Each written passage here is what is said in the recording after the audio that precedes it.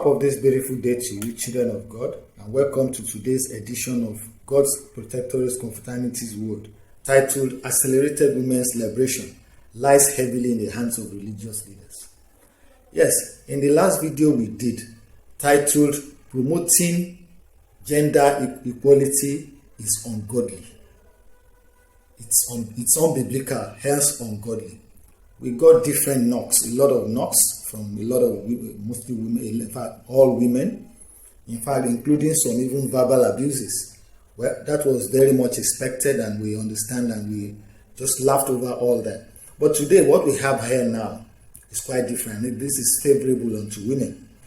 Now, why do we refer to accelerated women's liberation lying heavily in the hands of religious leaders?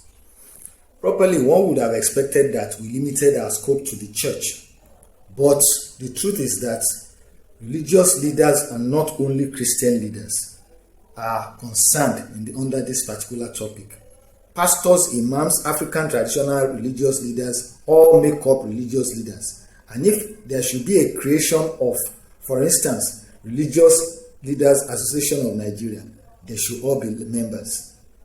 Now, but we're going to talk about this topic, taking into cognizance the effects of this on women directly. Now, Christian leaders, for instance, label women as water spirits, witches, and all that. Yeah, no doubt these things exist, but religion should play them down. All forms of religion are guilty of misogyny. This is a form of misogyny. Misogyny refers to hatred or prejudice against women, typically exhibited by men. So basically, there's no doubt that the evil powers, the things that most religious leaders complain about, the so-called labeling women as water spirits, witches, and all that, do exist. Yes, no doubt. And the Bible supports that.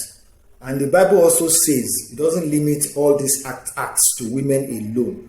Let's go to Leviticus 20:27. It says, a man or woman who is a medium or spiritist amongst you must be put to death. You are to stone them. Their blood will be on their own heads.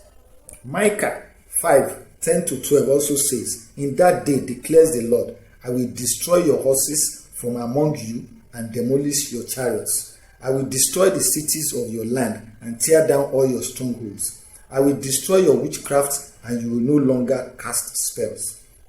Leviticus 19:31 also says, do not turn to mediums or spirits or seek out spiritists, for you will be defiled by them. I'm the Lord thy God. You see, the word generally refers to tech giants. People that made breakthroughs in science and technology as tech giants. We never hear about they talked about tech wizards, referred to as people who make breakthroughs in science and technology. We hear about tech wizards, but we don't hear about tech witches. That is another form of oppression against women, by society. The church a lot of times makes references to strange women. And when in the church, when prayers are said, and the pastor says, may your husband never encounter the activities of strange women. You hear a lot of women shouting amen at the top of their voices. And where are the strange women? There are the strange men too. Don't strange men exist? So these are some of the things we talk about. Traditional leaders, traditional worshippers on their own side are even worse off. They institute house arrest, referred to as asemo in Yoruba land, on women. And that attitude, that practice is still on now, even in some major Nigerian cities. So that tells you that the activities of liberating women, everything that concerns liberating women, still stands a lot of times in the hands of religious leaders. Religious leaders have a lot to do to liberate women. Jesus Christ was the person who liberated women in his days. He helped women. He made the man realize that the woman was a weaker sex, somebody that needed help. But today what we have is different. Yeah, a lot of people not knowing or unknowingly do a lot of things that are harmful to women, speeches, activities, and all the rest.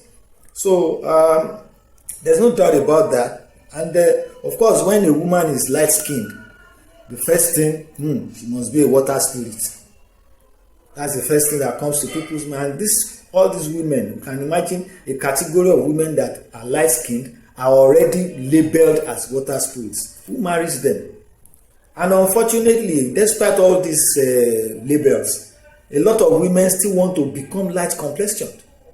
Just slightly less than a year ago, I attended an event, and one of the major spokespersons at that event was somebody I had known before. In fact, she sat very close to me. I did not recognize her. Reason, she had changed her skin.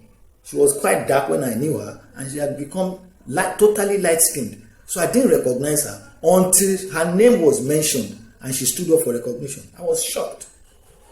Despite that people are labeling light-skinned women as witches, as water spirits and all that, some women are still moving on, willing to change the color of their skins, believing that is what is the hype. So these are the things that we see and we talk about concerning the intention and the importance of liberating women. That the church and of course religious leaders generally have a great role to play in liberating women. It's not just the function of NGOs, government bodies, and all that, and international agencies. The church, the mosque, the religious, the traditional worshippers also have a great role to play in liberating women. Yeah, I remain yours truly, Ojomo Olusegun Adebambo. Bye now.